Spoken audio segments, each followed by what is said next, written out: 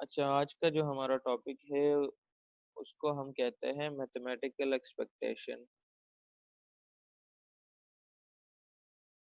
Mathematical expectation.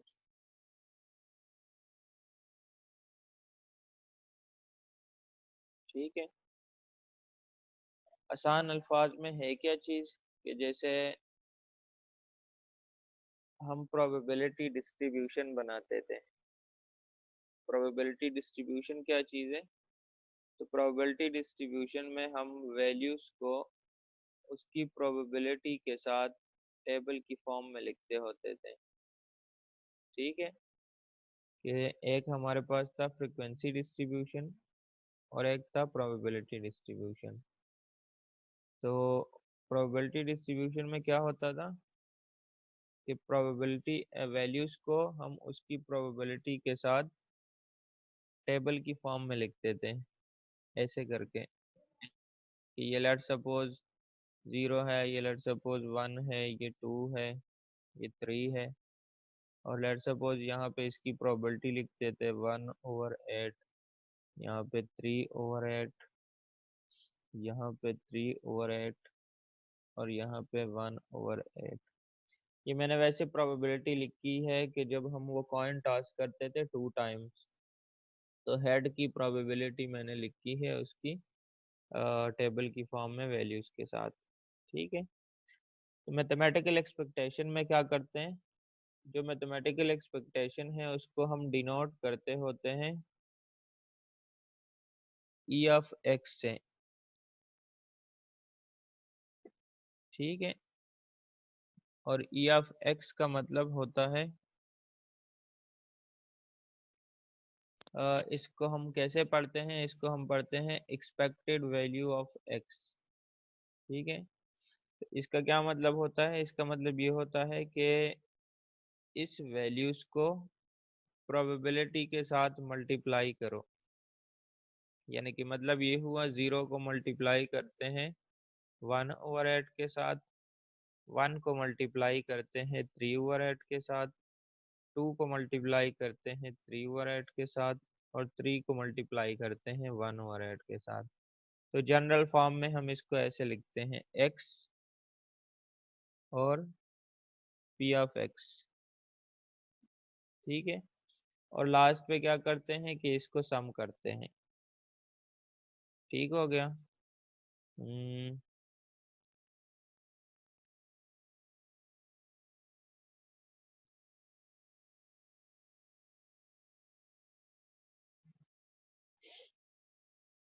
ठीक है।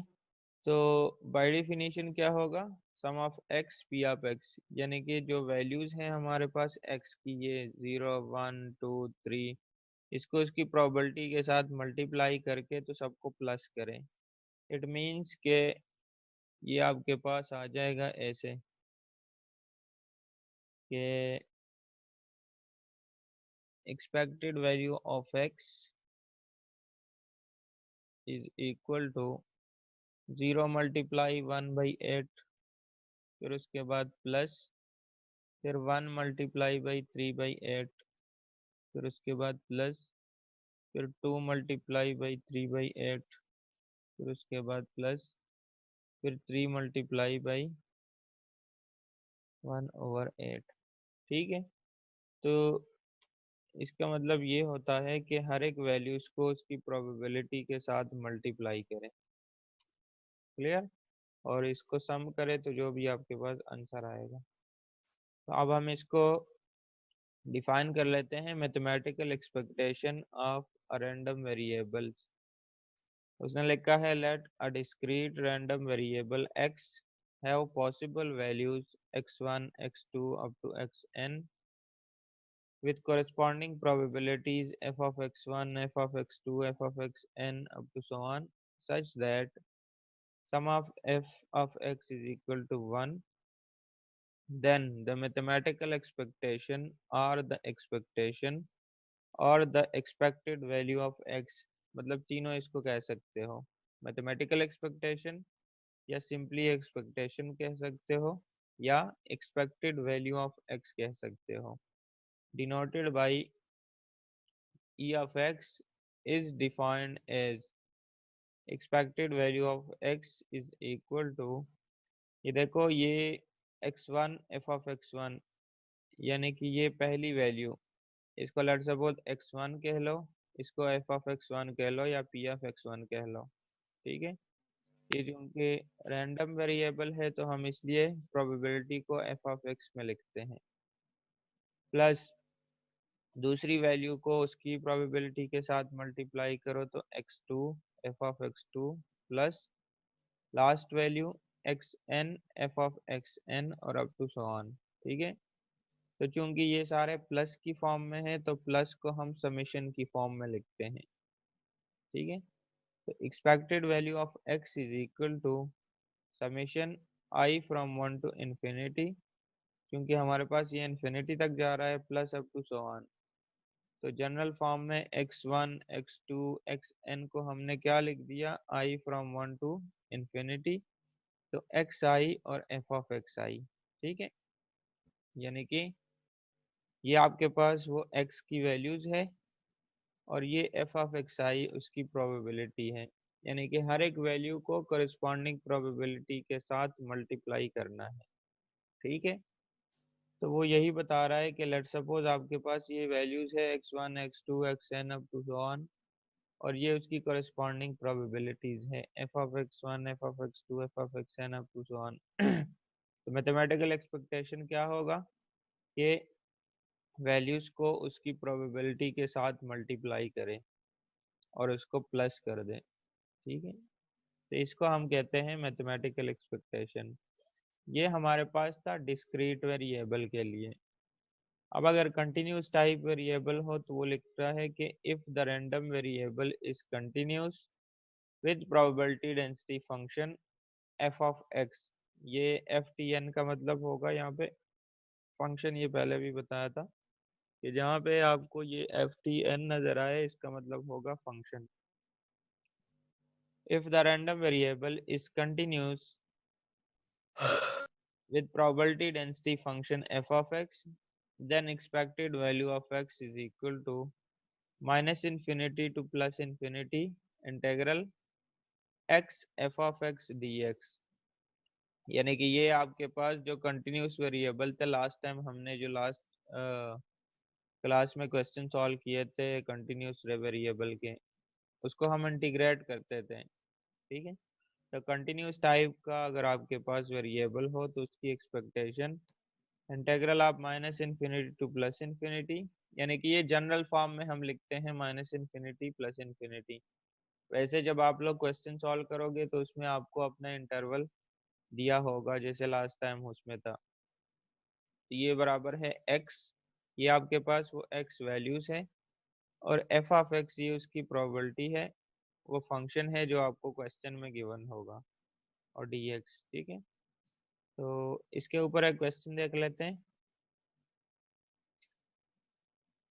वो कह रहा है कि what is the mathematical expectation. ये आपको क्वेश्चन में बताया होगा कि आप लोगों ने फाइंड क्या करना है। जैसे इसमें है ना what is the mathematical expectation, तो इट मींस कि आप लोगों ने expected value of X find करना होगा। What is the mathematical expectation of the number of heads when 3 fair coins are tossed. देखो सबसे पहले तो आप लोग सैंपल स्पेस लिखोगे कि सैंपल स्पेस में आपके पास क्या है, 3 कॉइन को उसने टॉस किया है। ये हम बार बार इसको हमने रिपीट किया है इसलिए इस पे ज्यादा टाइम नहीं लेंगे। ये हमारे पास 3 कॉइन्स है और ये 3 कॉइन्स के इंडिविजुअल सैंपल स्पेस है, ठीक है। और इसका जब आपके पास सैंपल स्पेस बनेगा वो बनेगा किस तरह,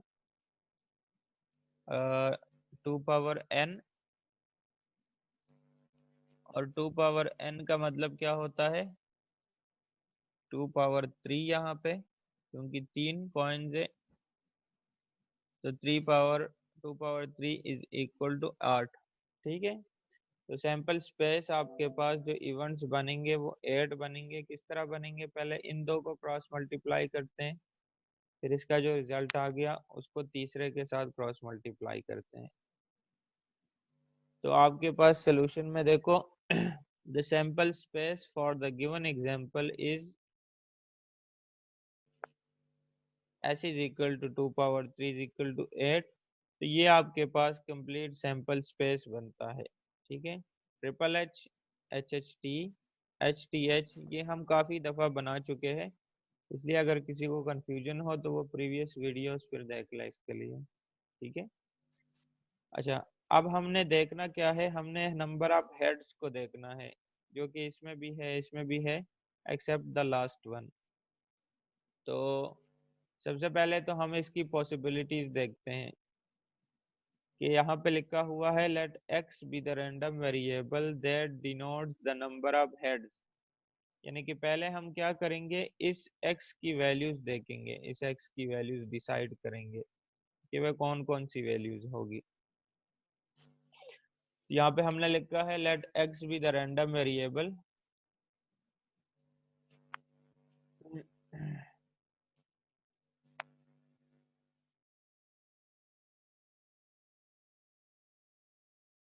that denotes the number of heads, then number of heads are।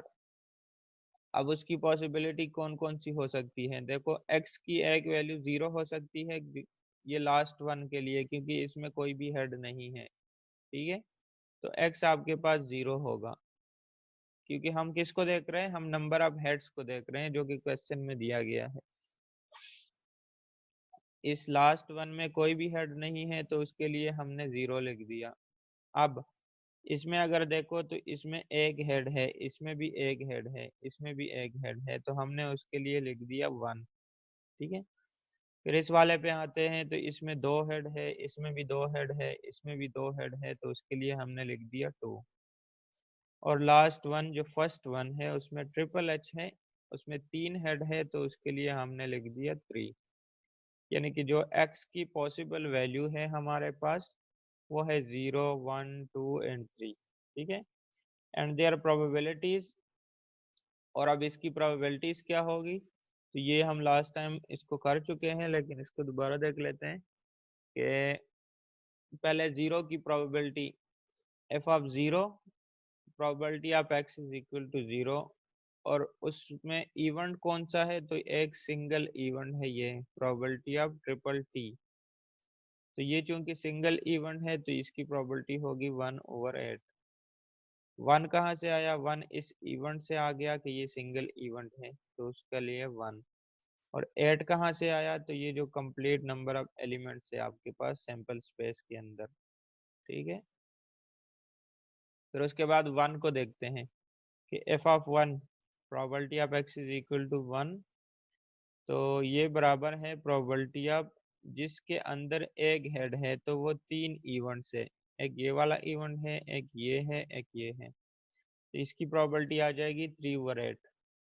ठीक है, ये देखो इसमें एक हेड है, इसमें एक हेड है, इसमें एक हेड है, तो प्रोबेबिलिटी इसके लिए आएगी 3/8। फिर हम 2 के लिए देखते हैं, F of 2 is equal to probability of x is equal to 2, और इसमें भी हमारे पास 3 इवेंट है जिसमें 2 हेड आ रहे हैं, तो probability of H H T, H T H और टी एच एच, ये भी हमारे पास 3 इवेंट्स है, तो इसकी प्रोबेबिलिटी आ जाएगी 3/8। ठीक है, अच्छा, उसके बाद 3 के लिए, तो एफ ऑफ 3 आपके पास है probability of x is equal to 3, और ये हमारे पास सिंगल इवेंट है एक ही, तो इसकी प्रोबेबिलिटी आ जाएगी 1/8। The desired probability distribution, number of heads x और प्रोबेबिलिटी एफ ऑफ x। तो 0 की प्रोबेबिलिटी थी 1/8, 1 की प्रोबेबिलिटी आ गई है 3/8, 2 की प्रोबेबिलिटी आई है 3/8, और जो 3 है उसकी प्रोबेबिलिटी आई है 1/8। ठीक है, और हमने क्वेश्चन में फाइंड क्या करना है, क्या लिखा है उसने, what is the mathematical expectation of the number of heads when 3 fair coin are tossed. हमने बेसिकली मैथमेटिकल एक्सपेक्टेशन फाइंड करना है, लेकिन मैथमेटिकल एक्सपेक्टेशन को फाइंड करने के लिए हमें पहले ये टेबल चाहिए। ये टेबल इसलिए चाहिए क्योंकि हमें इसमें एक तो वैल्यूज चाहिए एक्स की, और एक उसकी प्रोबेबिलिटी चाहिए कि हम इन दो को मल्टीप्लाई कर सकें। ठीक है, तो सबसे पहले हमने क्वेश्चन में क्या किया कि हमने प्रोबेबिलिटी डिस्ट्रीब्यूशन बनाई, और अब हमारे पास ये इजी हो गया कि इन दो को मल्टीप्लाई करें, इसको मल्टीप्लाई करें, इनको मल्टीप्लाई करें। तो यहाँ पे हमने लिखा है hence the mathematical expectation of X is, expected value of X is equal to 0 multiply 1/8, ये वैल्यू, उसके बाद प्लस 1 मल्टीप्लाई बाई 3/8, ठीक है, फिर उसके बाद 2 मल्टीप्लाई बाई 3/8, ये वैल्यू, और फिर 3 मल्टीप्लाई बाई 1/8। इन सब को आप लोग प्लस करोगे, तो जब आप इसको प्लस करोगे आपके पास आंसर आ जाएगा 0, 3 प्लस 6 प्लस 3 और होल डिवाइड बाई 8, यानी कि 8 हमने एलसीएम लिया उसका। ठीक है, और आफ्टर सिंप्लीफिकेशन आपके पास एक्सपेक्टेड वैल्यू ऑफ एक्स का आंसर आ जाएगा 3/8। ठीक है, सॉरी 3/2। ठीक है, यहाँ से आपके पास 12 डिवाइड बाई 8 आंसर आएगा, और 12 डिवाइड बाई 8 को सिंप्लीफाई करने के बाद आपके पास आंसर आएगा 3/2। अच्छा, एक दूसरा क्वेश्चन देख लेते हैं।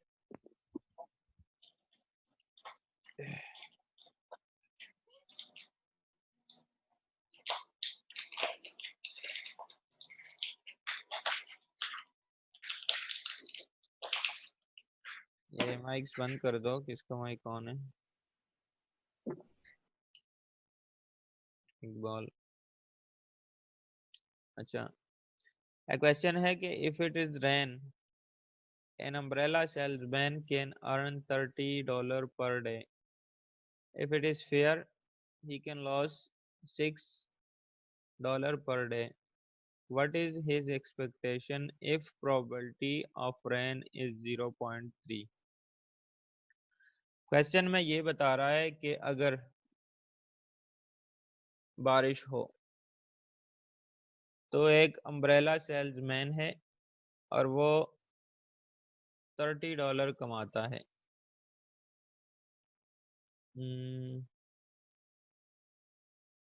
ठीक है, और अगर जिस दिन बारिश ना हो, फेयर मौसम हो, यहाँ पे मैं लिख देता हूँ नो रेन, या फेयर वेदर लिख सकते हो इधर, वैसे आप लोगों को समझाने के लिए। अगर बारिश नहीं है तो वो 60 है कि 6 है,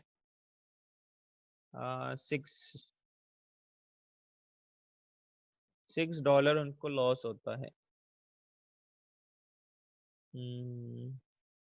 ठीक है, जिस दिन बारिश है तो जो छतरियाँ है वो ज़्यादा सेल होती है, तो उनको जो है वो $30 वो कमाता है, और जिस दिन बारिश नहीं होती तो उनको $6 का लॉस होता है। ठीक है, और जो रेन की प्रोबेबिलिटी है, यानी कि बारिश होने की जो प्रोबेबिलिटी है वो है 0.3। ठीक है, जो कि हमें क्वेश्चन के अंदर गिवन है कि what is his expectation if probability rain is 0.3। तो हमने चूंकि फाइंड क्या करना है, हमने फाइंड करना है एक्सपेक्टेशन, यानी कि एक्सपेक्टेड वैल्यू ऑफ एक्स, और एक्सपेक्टेड वैल्यू ऑफ एक्स हमारे पास किसके बराबर है? ये बराबर है सम ऑफ एक्स और एफ ऑफ एक्स के। ठीक हो गया, तो यहाँ पे अगर हम देखें तो हमारे पास एक तो एक्स है जो कि ये है। ठीक है, और इस रेन की प्रोबेबिलिटी भी हमारे पास है 0.3। तो हम इसको ऐसे करके लिख सकते हैं कि 30 मल्टीप्लाई बाई 0.3, फिर उसके बाद हम प्लस का साइन डालते हैं, और दूसरा हमारे पास x की वैल्यू है 6, लेकिन इसकी प्रोबेबिलिटी हमें क्वेश्चन में नहीं दी गई। तो जब इसकी प्रोबेबिलिटी हमें नहीं दी गई तो इसकी प्रोबेबिलिटी हम खुद से फाइंड कर सकते हैं कि नॉर एन की प्रोबेबिलिटी, यहाँ पे इसको p लिख देता हूँ, प्रोबेबिलिटी ऑफ रेन और प्रोबेबिलिटी ऑफ नो रेन।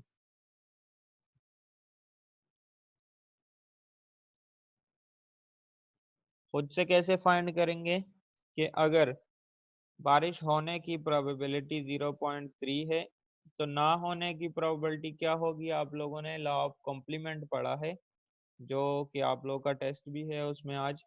और प्रोबेबिलिटी ऑफ कॉम्प्लीमेंट में क्या होता है कि 1 से उस होने की प्रोबेबिलिटी को माइनस कर देते हैं, ठीक है। या दूसरे सेंस में कि टोटल जो प्रोबेबिलिटी है वो आपके पास 1 के बराबर होती है। तो 1 में से हम अगर प्रोबेबिलिटी वाली वो वाली जो गिवन प्रोबेबिलिटी है उसको माइनस करेंगे तो दूसरी प्रोबेबिलिटी आ जाएगी, और इसमें से माइनस करेंगे तो आपके पास आंसर आ जाएगा 0.7। तो ना होने की प्रोबेबिलिटी 6 के साथ कौन सी प्रोबेबिलिटी मल्टीप्लाई करेंगे, 0.7, ठीक है। तो इसके बाद इसको सिंप्लीफाई करो, इसको मल्टीप्लाई करो, इसको मल्टीप्लाई करो, दोनों को प्लस कर दो, तो आपके पास एक्सपेक्टेड वैल्यू ऑफ x का आंसर आ जाएगा, जो कि यहाँ पे आपको नजर आ जाएगा। इधर यहाँ पे देखो, let x represent the number of dollars, then x is a random variable with possible values 30 and -6, ठीक है। x डिनोट कर रहा है नंबर ऑफ डॉलर्स को, और उसमें हमारे पास कौन कौन से डॉलर्स दिए गए हैं, एक 30 दिया है और एक 6 दिया है। लेकिन ये जो 6 है ये इसको माइनस में लिखा है, माइनस में इसलिए लिखा है क्योंकि ये लॉस हो रहा है, ठीक है। तो जो लॉस होता है वो माइनस में वैल्यू जाती है, क्लियर है। तो एक वैल्यू हमारे पास है 30 और दूसरी वैल्यू है हमारे पास -6, दो वैल्यूज है। where the corresponding probabilities are 0.3 and 0.7, और उसके लिए जो corresponding probabilities है वो क्या है, यानी कि 30 जबकि बारिश हो रही है तो बारिश होने की probability यहाँ पे क्वेश्चन के अंदर गिवन है 0.3, और ना होने की probability वो आपके पास आ गई है 0.7। किस तरह के 1 में से हमने 0.3 को माइनस कर दिया, और ये जो 6 है इसके साथ माइनस लगाओ यहाँ पे, ठीक है। अच्छा, तो respectively then the expected value of x 30 multiply by their corresponding probability और plus -6 multiply by their corresponding probability. तो इसका आंसर आ गया 9 यहाँ से, और इन दो में से -4.5। तो एक्सपेक्टेड वैल्यू ऑफ x आपके पास आ गया, 9 में से 4.2 को माइनस किया तो आपके पास आंसर आया 4.8 पर डे, ठीक है। और ये आपके पास देखो, probability of A bar is equal to 1 minus probability of A, तो probability of A bar is equal to 1 minus 0.3 is equal to 0.7, clear है। तो यहाँ तक आपने इसको देखना है।